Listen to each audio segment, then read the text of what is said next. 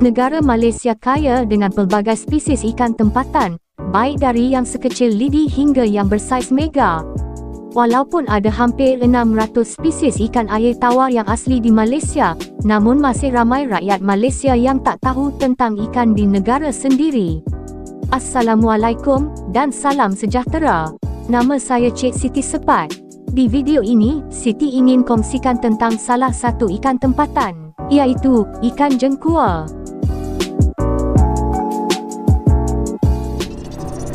Video ini dibawakan khas oleh Jejak Air Tawar. Ikan jengkuar mungkin kurang dikenali secara umum. Ia lebih dikenali oleh peminat ikan tempatan, segelintir pemancing dan nelayan. Kerana taburannya tidak meluas di Malaysia dan hanya wujud di sungai tertentu saja. Tapi untuk pengetahuan korang, ikan jengkuar ada kaitan dengan dua spesies ikan pendatang di Malaysia, iaitu ikan rohu dan katla atau karap. Mari kita lihat klasifikasi ikan jengkuar untuk ketahui apa kaitannya dengan ikan rohu dan katla. Ikan jengkuar berada di dalam keluarga Cyprinidae. Salah satu genus yang berada di dalam keluarga ini ialah labio. Dan hanya ada satu spesies labio yang asli di Malaysia, iaitu Labio chrysophycadion. Taburannya agak meluas di Asia Tenggara, namun di semenanjung Malaysia ia hanya ditemui di negeri Pahang. Kemungkinan spesies ini turut wujud di negeri Sabah dan Sarawak, kerana ia ada ditemui di Kalimantan, Indonesia. Namun tiada rekod rasmi penemuannya di Sabah dan Sarawak. Dan ada lagi dua spesies labio pendatang yang sudah berleluasa membiak di perairan Malaysia, iaitu Labio rohita, yang dikenali sebagai ikan rohu, dan Labio katla, yang lebih dikenali sebagai ikan karap di Malaysia. Untuk pengetahuan korang, ikan rohu dan karap sebenarnya berasal dari sekitar Asia Selatan, antaranya ialah negara India, Pakistan, dan Bangladesh. Ia telah dibawa masuk ke Malaysia sejak sekian lama untuk diternak sebagai sumber makanan, dan rohu ada juga dijadikan sebagai game fish di kolam memancing.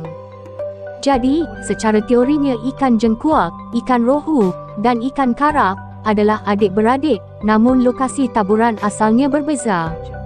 Dan sudah pasti, kemunculan ikan rohu dan karap di perairan tempatan telah pun mengganggu rantaian makanan dan habitat ikan tempatan.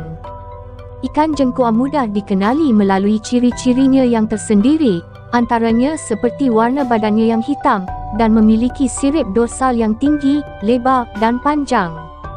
Oleh kerana itu, di peringkat global ia dikenali sebagai black shark minnow oleh golongan Aquarius. Ikan jengkuar mendiami sungai-sungai utama dan antara sumber makanan utamanya ialah alga, udang kecil dan cacing. Ia boleh membesar sehingga 30 inci. Ikan jengkuar boleh dikatakan agak terkenal di dalam pasaran ikan hiasan oleh kerana warnanya yang menawan dan penampilannya yang menarik. Namun ia bukanlah ikan yang sesuai untuk dibela dalam tent komuniti, kerana jengkuar adalah ikan yang menjaga jajahan dan agak agresif. Ia juga boleh membesar sehingga memenuhi ruang tent.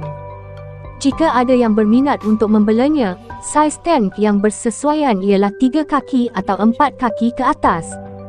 Dan seperti yang dinyatakan tadi, jangan campurkannya dengan spesies ikan lain, kerana berisiko ia akan menyerang ikan lain.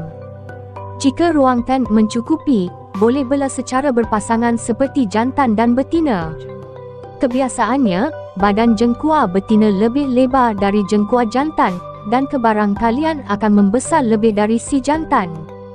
Pasir, batu, dan kayu juga boleh diletakkan di dalam tent untuk menaikkan suasana seperti habitat asalnya. Digalakkan untuk memberi makanan hidup seperti cacing dan kutu air. Selain itu boleh juga berikan makanan yang berasaskan tumbuhan segar seperti sayur. Suhu air yang bersesuaian ialah antara 20 darjah Celsius hingga 26 darjah Celsius. Kadar pH yang bersesuaian ialah 6.0 hingga 8.0. Ikan jengkuar ada diternak di Thailand untuk pasaran ikan hiasan. Oleh itu ada variasi jengkuar yang terhasil melalui pembiakan secara terpilih, antaranya adalah albino. Namun Malaysia sudah ketinggalan jauh dalam usaha pembiakan ini, kerana setakat ini belum ada sebarang penternakan ikan jengkuar di Malaysia.